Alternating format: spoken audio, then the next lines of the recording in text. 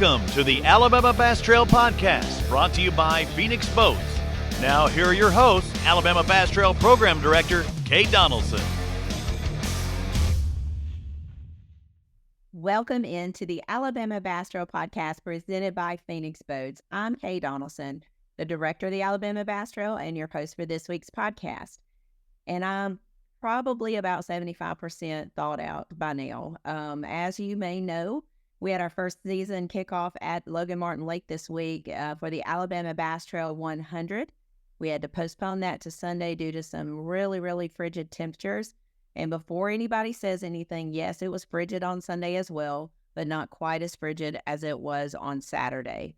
A lot of things, I'll talk about that in just a little bit, but we did have our first tournament. It did 15 degrees at blastoff. It warmed up, got to about freezing around 10:30 in the morning, got to 32 degrees, and then got on up to about 47 by the time that the day was over. So it was not ideal conditions, and I know that, and I'll just talk through that here now. Might as well go ahead and address that now. Anytime you have to postpone, reschedule, cancel a tournament, it's not easy, and there are lots of people that are involved in it. Luckily for us, this was a 100, so the field was a little smaller than our normal 225, but we were able to reschedule. We were able to accommodate with a virtual meeting to allow the people that were in frozen areas in Tennessee and more northern areas to have an extra day to travel, accommodating them with a virtual meeting, no in-person meeting, and all of that. There are drawbacks to that. A lot of guys have never fished with us before. They didn't have the opportunity to necessarily ask the questions or see the process one-on-one like they normally would. So there is some downside to that. We did not get team photos made. So the leaderboard will not have their photos all year. So that's a drawback to it. And you may not think that that's a drawback, but to any wife, mother, grandmother sitting at home, she probably would like to see those photos. But just unable to make that happen. A lot of guys practice in a lot of different areas, so we didn't require them to practice from one ramp. So we tried to do our best to accommodate as many people as we can. But I do want to address a couple of things. There are always people who are going to disagree with what you do. And there are certainly a number of them who disagreed with what I did this weekend. Our team discussed this. John, Daniel, myself, Luke, who is our MC, who is on the water. I discussed this with our camera people, our producer. There was a lot of people's opinion that was put into this. Did I call any anglers and ask their opinion? No. Because this angler and this angler are going to disagree. I had to take that out of the equation because we have to make a decision that's best for the majority and not for one. I've said this on live before, and I'll continue to say it. I like a lot of our anglers. I am not going to lose my job over any of them. I'm not going to give anyone special treatment. I am not going to give them information before the others. And I've learned from the past that one person's opinion may be very open and honest and objective, and another person's opinion may very well be what's best for them. So that is the reason I didn't ask for opinions. That is the reason that everyone was notified at the same time, and that we will continue to operate in that fashion. All of our anglers are important to us. We had some anglers that could not attend because of very serious things going on in their life. We had some that said, I just can't be there on Sunday and didn't come. We had 10 boats out of the 100 that did not show up. 3 were medical conditions. 1 was the burial of his father. So we had some that had serious things going on in their life and they just could not be there. Some just didn't want to fight the cold, and they clearly said that. They did not want to fight the cold. But I do want to address the fact that it is not just moving a tournament. It's not as easy as just throwing a dart at a calendar and picking another day. Lots of tournament trails had already set their schedule. Anytime you fish a series as popular and as competitive as Alabama Bass Trail, odds are you're fishing other trails as well. And they already had their schedule set. And if I tried to find a date that would work for everyone, it wasn't going to happen. So we elected, as our rules state, to move it to the Sunday. That's why we put our rules out before registration opens. So anyone who questions how we make our decisions can look at that and know that that's why we put that in the rules. Had it not been a better day on Sunday, we would have had to look for another day, and we would have had to upset someone else other than the 7 or 8 that we upset this time. So that being said, I had to redo about 20 hotel reservations. I had to get different camera people that could be there on those days. I had to check with our on the water people to make sure they could be there. I had to get different boats, camera boats, because someone couldn't be there. We had to change our permit. We had to change our insurance provider or rider for that tournament. There's a lot of things that went into that. Our transportation company moving the trailers and doing the things that they needed to do. We looked for an event venue that we could do a meeting on Friday night. It wasn't available, so we had to cancel that.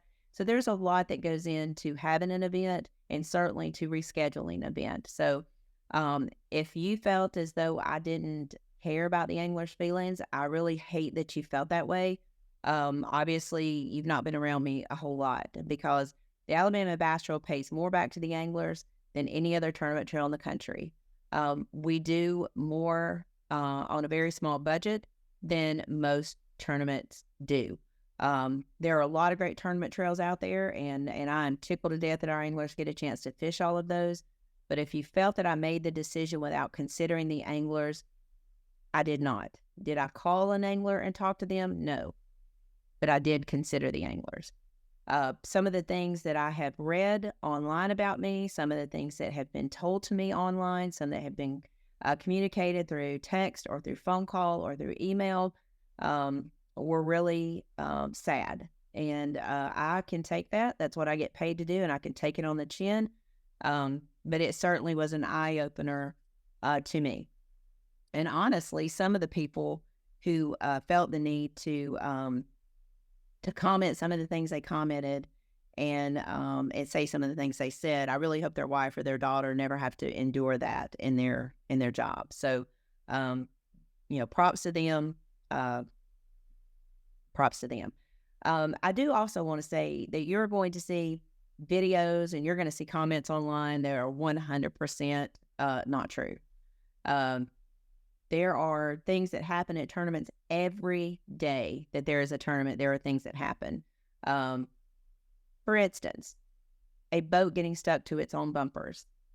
100% is not has nothing to do with the tournament team, its operation, or anything else. It just happens in cold weather.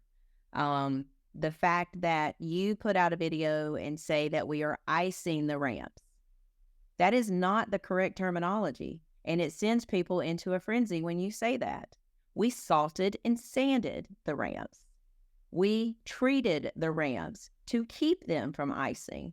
We also slowed people coming out of the water so they wouldn't pull lots of water up on the ramp. Simple terminology, simply using the right words, will cut down on confusion, aggravation, and frustration. This was a volunteer thing. Yes, you pay an entry fee, but it was volunteer. If you choose not to do the event, that's on you. But again, our team worked extremely hard to make this a successful event.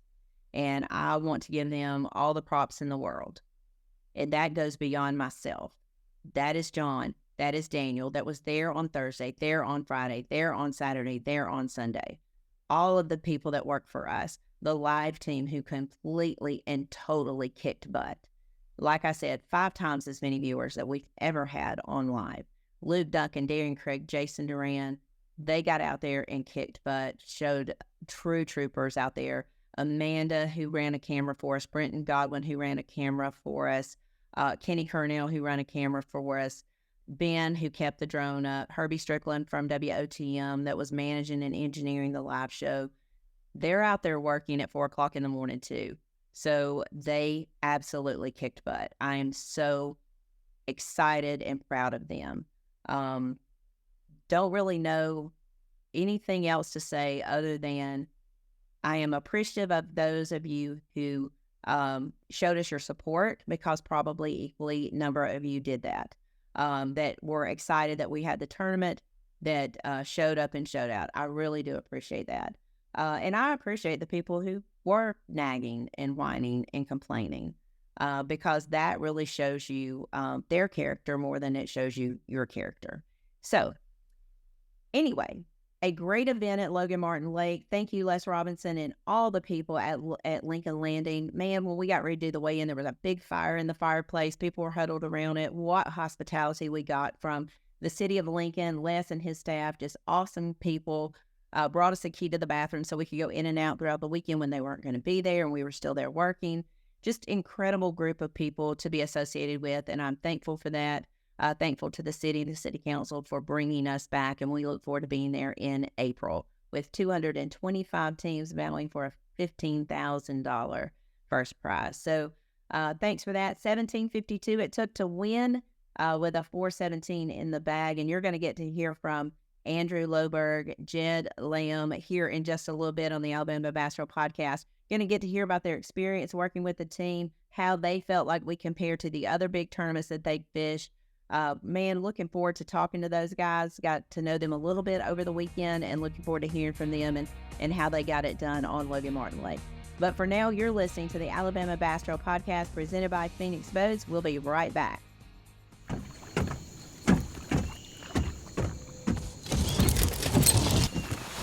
Nobody wants to run out of power when they're on the water. There is a better way. Introducing the Charge Marine Power Management Station from PowerPole that does the work of 3 devices: a traditional battery charger, a charge on the run, and an emergency start system. PowerPole Charge. Welcome back to the Alabama Bass Trail Podcast presented by Phoenix Boats. As I promised, our newest winners on the Alabama Bass Trail 100, Jed Lamb, Andrew Loberg. Guys, how you feeling today?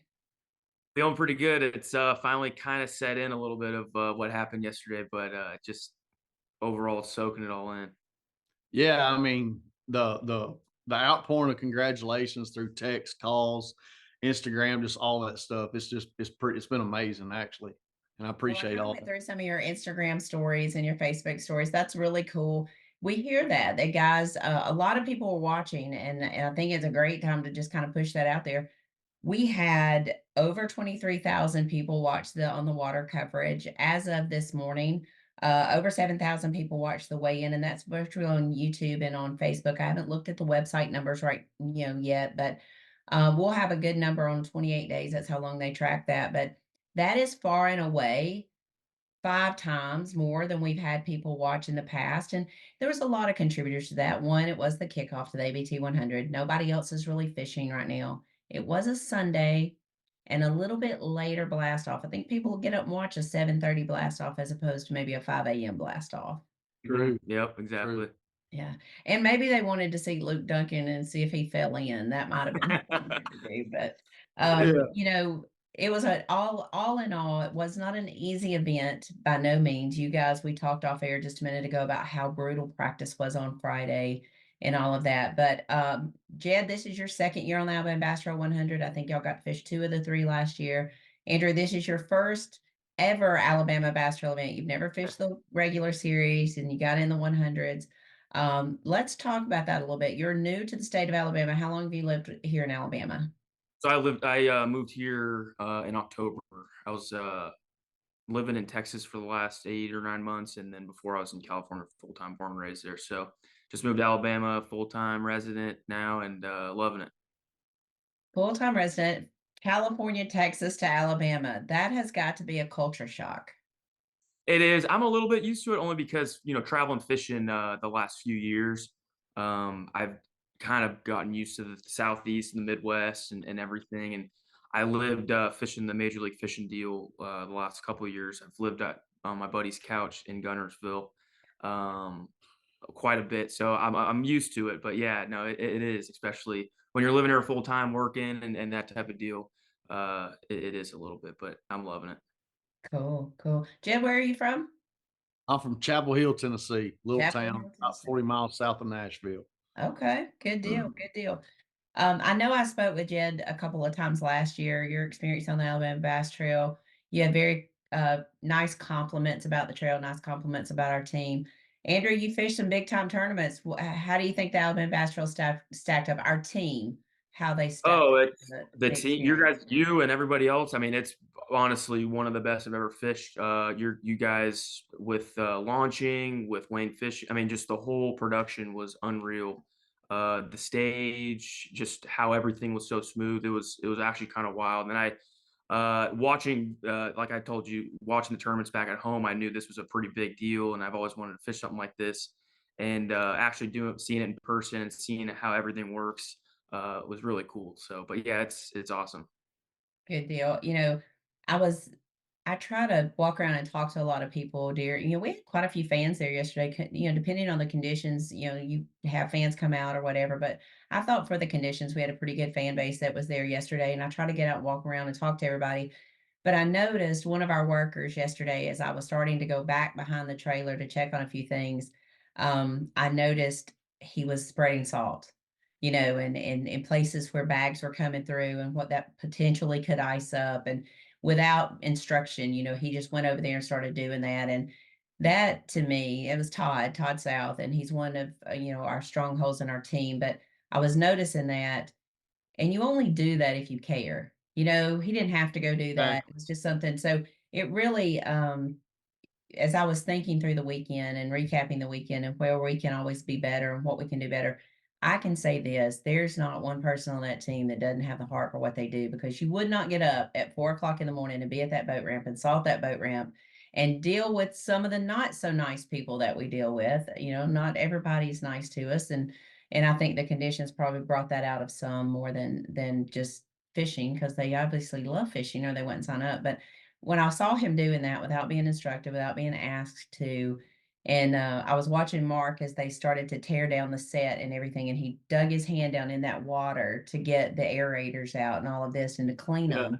How cold that must have been. And I'm sitting there thinking, this is bigger than me. This is bigger than this. This team really honestly loves this brand, this logo, this whatever. They love it. And so I appreciate your kind words. I know Jed sent me a nice thank you on the way home last night and really appreciated that. But so I guess, Jed, what day did you start traveling? I know you sent me a message and wanted to know how the roads were, and you were coming from Uh, Arkansas. I I left Arkansas on Tuesday and went to home, my Chapel Hill, to get all my fishing stuff. It was an absolute wreck.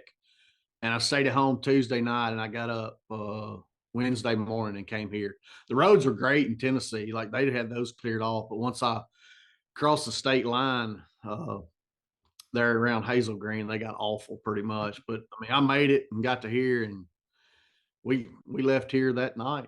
Yeah, we left And Wednesday afternoon yeah, late, and got down there about 6 o'clock. So mhm. it So wasn't bad once you got out of Gunners. Once you got off of Grant Mountain, the roads were pretty much clear here. I mean, once you got to, we rolled all the way, 50, 60 mile an hour all the way there. So it wasn't bad. So y'all practice Thursday and Friday? Is that the only 2 days practice that you got? Yeah, yep. Okay. Okay. And how long was your practice days? Because those were cold days. I was down there Thursday. I didn't get there till about lunchtime on Thursday, but Thursday and Friday I was there both days, and they were pretty brutal. So how long Yeah, were your we practice days? we practiced sun up to sundown. We Yeah. uh we got all the minutes we could just to try to see what we could scrounge up out there. Yeah. That's the And first time we'd ever been there. And like, we didn't know anything about it. So we got We every needed the second full that we 2 days. could. Yeah. Yep.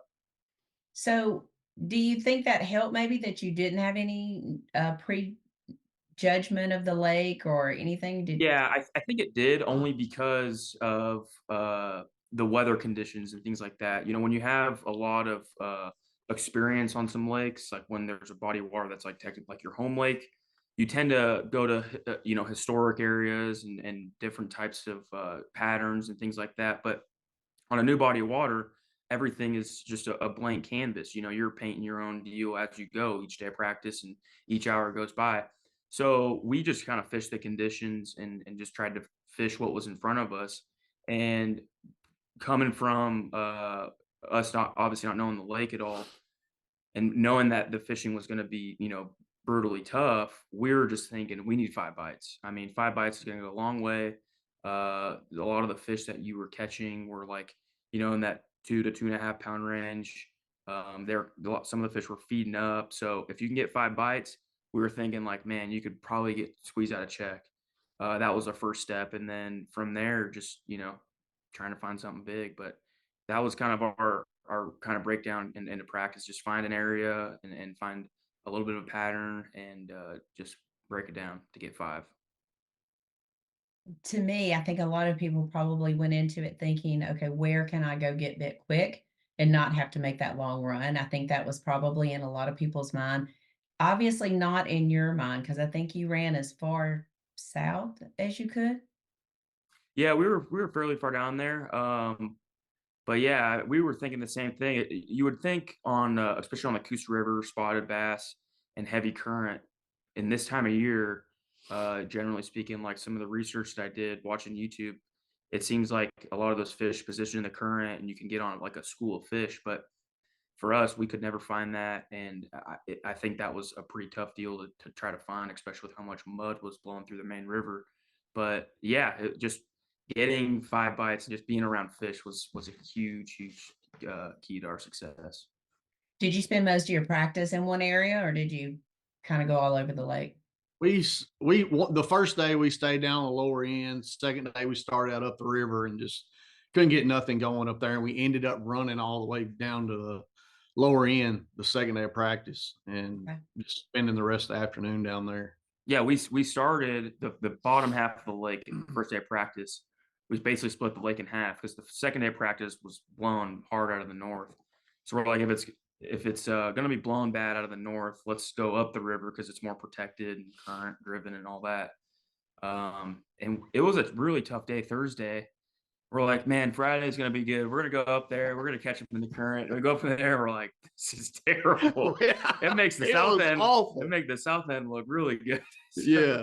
Wow. but Well, in talking to one of our boat drivers, he's from that area, and he didn't think that anybody would be at the dam at the northern end of the lake. So, I have a hard time not going there just simply because a lot of that's in play. A lot of times, the water was still down about 4 feet from the normal pool.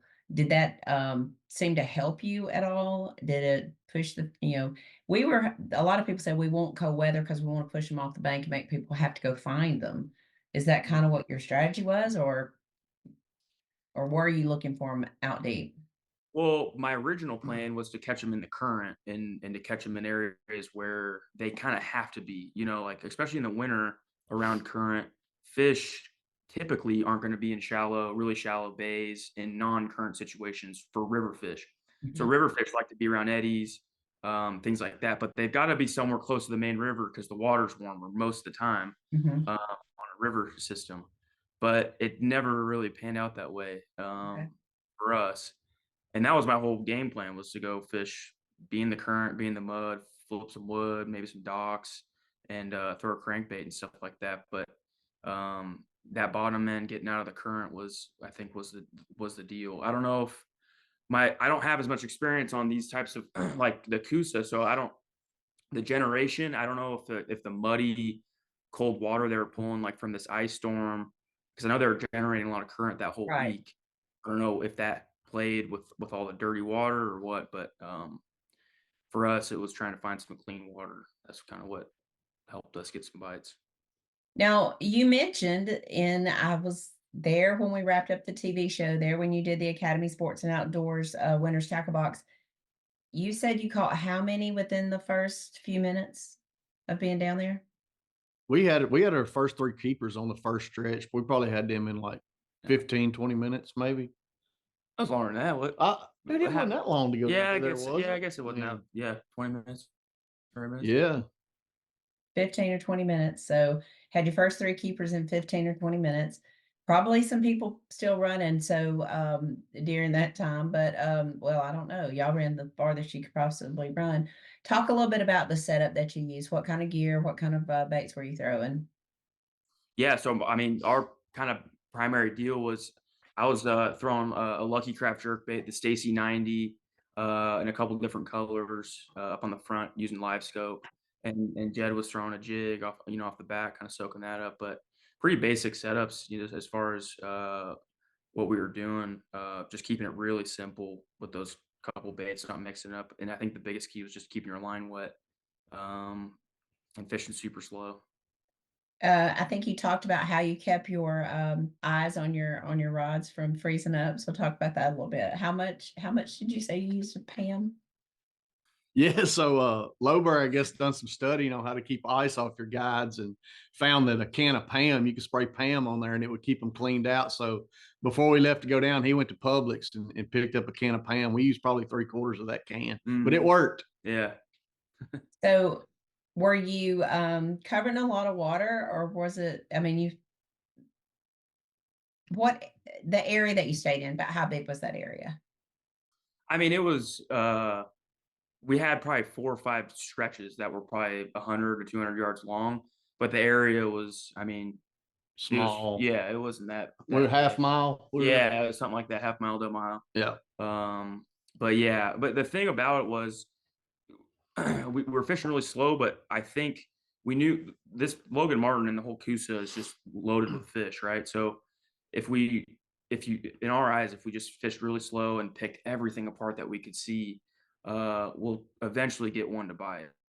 I mean, that's really what it came down to, is just fish everything really slow. The water was still dirty. So just getting that bait right in front of their face, and one of them would buy it. It's like there's so much crappie in that lake too. Like like it would be a bass mixed in with crappie pretty much, because you can sit on live scope and he'd be jerking over top of them, and a bass would come up out of that crappie, and get it. So it was like they were mixed with the crappie sometimes, Yeah. which is kind of weird.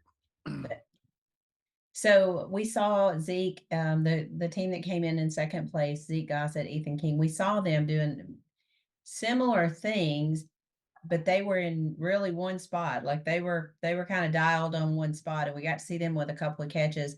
How in your mind, and both of you can answer this, how in your mind has the live scoping forward facing sonar changed the game for this particular event anyway?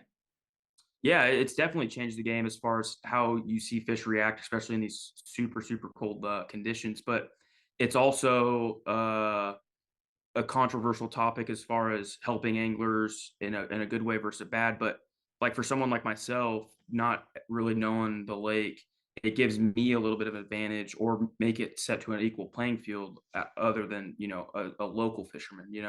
So it definitely helps in knowing fish behavior, and being able to see what's underwater as far as contours, because not all the fish that we caught you were looking at. A lot of the fish were glued to the bottom. That's kind of what happens when it gets super cold, is they just want to sit on the bottom. They don't want to move. They get lethargic. And that, even if you have live scope, it's really hard to see those fish near some rock glued to the bottom. So using baits like a jerk bait and things like that to get them up off the ground definitely help. Okay. 1752 was the winning bag. You had a 417 big fish. That's what you weighed for a big fish. The big fish for the tournament was a 654. Did you ever see anything like that? Did you ever see those 6.5 pounders while you were there? Not at all. I'm going to be honest, that shocked me. I was not prepared for a 6.5 pound big fish. I was glad to see it. The story of Logan Martin has always been, for us, has been limits. Typically you have somewhere between 200, 210 limits out of a 225 boat field. Not probably like Lake Martin, where they all go from 7 to 9 pounds. You have a lot more of those 11 to 13 pound limits than you do like at Lake Martin. But you had 1752 with a 417 big fish. About what time of the day do you think you had the 5 that you weighed in? What time did you have your limit? 2 or so. Yeah, the ones we actually weighed in, we probably had them in the box by 2 o'clock. Yeah, it was a slow. I mean, we were just slow all day, just slowly upgrading. So it basically took you all day to get the limit that you had, because you came in at what was your boat number? I didn't ask you that. 60. 60. We talked about that, I think, when we wrapped up the show. And I think we saw that 50, boat 50. I think Zeke and Ethan were both 48, but we kind of saw that last flight coming in, and their bags were a little heavier. looking at the top three anyway, because they were, I think, about 48. Of course, I had something I was going to ask you, and I totally lost track of that. How many fish did you catch all day? That's what I was going to ask. I'm gonna say like 15 or 20, Yeah, we caught a decent something amount like. of them. Yeah. And honestly, it feels like to me, which I can't remember. It was kind of a blur, really. But I feel like we caught more in the morning than we did in the afternoon. Yeah, there was a I thought spell the where morning was like yeah, fire. there was a spell where it was we went an hour or so or two without a bite. Mhm. Wow. But yeah, How do you keep your mind in it when you go 2 hours and it's that cold without a bite? I mean, have a snack and drink a Red yeah, Bull. yeah, just yeah. just got to keep going. Well, I honestly, me and him, like, I don't think that cold bothered us. Like, we just No, we we were just fine. blocked that crap out and went. I Does mean, that have something to do with the hunting that you do, though? true. I Are you mean, able to deal with it a little you know bit how better many boat because rides I've had in the morning when it's 14 degrees? A bunch. It ain't a big deal. It is what it is. see, I'm out.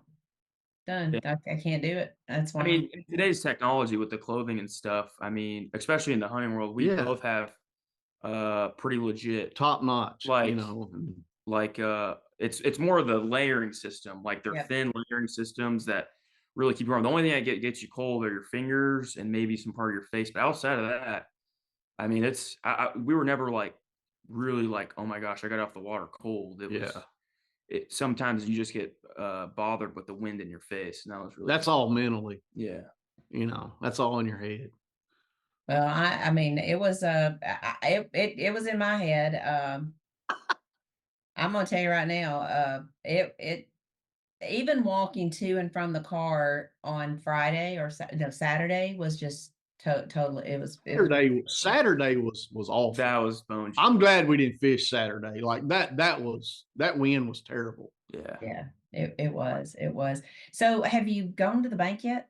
You deposit? Is that something you do yet, on have mobile not. deposit, or is that something you walk in the bank with and slide it across the counter to the teller and go, "Yeah, I won Yeah. that Saturday." I'm gonna carry the big check in there and see what they do. That'd be funny. That'd be funny. I thought that was I've always wondered what that'd be like to be able to carry a check in there and go, yeah, I won that on Saturday. I'm waiting 5 fish in that. Yeah. So My banker already knows. He texted me last night. Congratulations. So, hope he didn't have any late payments or anything. He'll probably no, I didn't. yeah. It's always good when your banker watches you and sees that you're Yep. successful. So that's Yep. good. That's good. So you took home $33,000. So I was trying to do the math here. So if I take $33,000 and divide that by, let's just say 18, that's about $1,833 per pound that you weighed in. It's pretty good. It's good. Yep. We'll take it. Yep. 33% return on your investment. And yet, $1,000 entry fee made out with $33,000. And that's just the contingencies we know about. You may have others with some other brands or whatever, but not bad for, I'm going to say 3 days of work, because you did practice Thursday, Friday. I happened to stay in a cabin in the same vicinity you guys stayed. So I kind of knew when you came in. I'm going to be honest. I'm not sure I Yep. knew Yep. you went out. I know Friday morning, Daniel texted me and said, "Hey, don't worry about coming to the ramp. The transformer's blown and we had no power Yeah. there, so I couldn't work in the camper." So I wasn't able to go back and work until about 1:30 that afternoon. But so I'm not going to promise you I knew what time you went out on Friday, but I do know what time you came in because I saw you come in through my blinds or whatever. So but so 3 days of work, $33,000. I'll take that anytime. Anytime. Absolutely. Yep. Leading the points. I know you saw those pretty belts sitting up there, and I'm always good to show those several times throughout the year. Leading the Angler of the Year points, of course, it's just by 1 point over Ethan King and Zeke Gossett. Moving on to Weiss Lake. Have either of you ever fished Weiss Lake? Never been on it. I don't even know where it is, to be honest with you. You're not far from it in Grant. I can tell you're not I far know. from it. It's just straight down 431 a little ways for Yeah. you. Never been to Weiss Lake. It's small impoundment. We're going to be there in the summer. We've had a 27-pound bag come off that lake one time. Nolan Spencer, Jonathan Reese. Them We've had boys some live really up good there by tournaments. me, Nolan Spencer. They're up there around where I live at. Yeah, yeah. He fishes with his dad in the Yep. 100s, and then fishes with Jonathan Reese in the regular series. So we have quite a few guys out of Tennessee. Matter of fact, probably 20 guys that was in the field on Saturday come from Yep. Tennessee. So we Mark knew that Mark Condren, I think he finished third or fourth, didn't third, he? fourth, I think. Mark Yeah. did really well. He's done well in our series. He won Angler of the Year one year with Tony Samari, and he's done really well in our series. Mark actually sent me a message Saturday night. I think he had just gotten into town, and our team always stays at a hotel, and I only stayed out there closer. The people at Lincoln wanted me to stay out there, and I thought the place was really nice. Angler's Oh Point yeah. is where we stayed, and I stayed in one of the tiny houses. You guys stayed in one of the little cottages, and I thought it was really great, and it was so Was. convenient to the boat ramp. So really nice place. I highlighted them in the podcast the week before. So, okay, so you haven't been to Weiss. What is your feeling about Wheeler? Have any of you been to Wheeler Lake? I've been on Wheeler quite a bit, but it's been years ago, back in the heyday, of the grass. But I hadn't fished much on Wheeler in 15, 20 years. Okay. So I mean that's kind of Yeah, you know, I fished Wheeler in a college tournament, I think in like 2015, and that was it. I don't even remember where we launched. probably later. Yeah. No, we were on the other end. Oh really? One of Y'all the were probably at yellow the down. state park y'all probably out at Joe Wheeler State Park or something like that. Well, Wheeler's my home lake. That's where I live. I love the fact that we're gonna get to finish up there. I get to sleep in my own bed, but it is a Yeah. little bit easier for me when we're at Wheeler, but it's a great body of water. I've really enjoyed it. I think our tournament there in April is gonna be really good. Um, all right. So you haven't been to Weiss and you've been to Wheeler, but it's been quite some time. So what's the goal moving? I mean, really, there's no championship to get to, so it's not like you're going to fish with something, kind of like I don't have to make the championship now. So you're not fishing for championship. So what are you really fishing for now? Repeat? AOY? Money. I mean, what is it? Money and trophies, I Yeah. guess. No, Angler of the Year. Angler of the year for sure. Okay. Yep. But we'll take it day by day, just like, Yep. anything, just practice, just do what we can and keep rolling. That's cool. That's cool. Well, you beat some really tough guys going into this. I mean, if you look at the amount of the Elite Series guys, Scott Canterbury, Justin Hamner, Justin Atkins, I know you guys know Justin. He came up and talked to y'all. Um, Wesley Gore, one of the guys going into this that we felt like we needed to really watch, and we got to see him and Brian out there a little bit on the water. You know, really good young angler, going to go to the Elite Series next year. Y'all made a lot of guys out there that was supposed to do well, and some of them I didn't get a chance to look at. It only took 925 and 20th place to get a $1,500 check. That was a little disappointing, but with the conditions, we knew those weights was going to be down. But all in all, great tournament, great turnout at the tournament, great turnout online for that tournament. So congratulations of being the newest Alabama Bass Trail 100 champions. And I look forward to following your Instagram stories and the rest of them because y'all got a lot of fun people out there giving you congrats and props, guys. So congratulations. We are excited to have you as our Alabama Bass Trail 100 champs, Logan Martin Lake.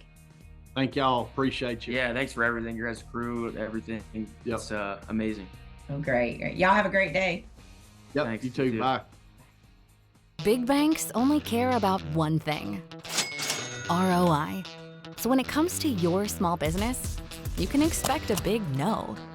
At AmFirst, we don't just invest in your business, we invest in you and your goals.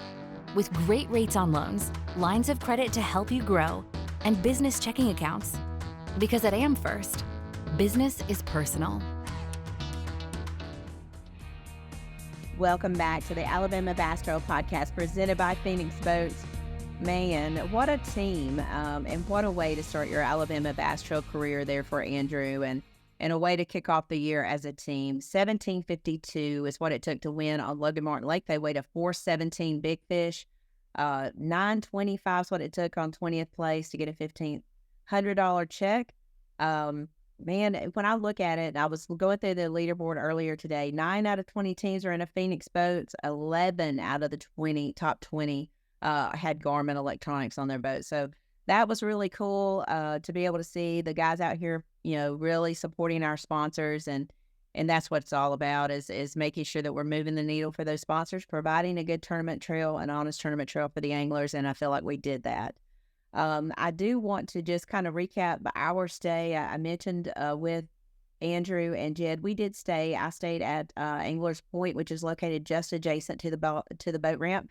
Absolutely independent of the city of Lincoln. It is a private investor who developed that. But I can't say enough about Tina and the great people there at Anglers Point. I stayed in one of the tiny houses. I had a couch, a chair, a full kitchen, king-size bed, a shower, had a washer and dryer. Didn't need that at the time. Didn't use that many clothes. But just great room. What a view out of there. And just, really cool place. For anglers, it might be a little pricey for anglers if you're just going there for a fishing trip. But certainly if you're taking your wife there and you're going to have a vacation or a family, I thought it was great. They also have the wagons you can be in. They have the glamping, which is an elevated style of camping that I thought was really cool. The wagons, I'm not sure that's what I would do, but it was super cool to see. And I love the fact that they are really trying to reach out and touch a lot of different genres with what they're doing there.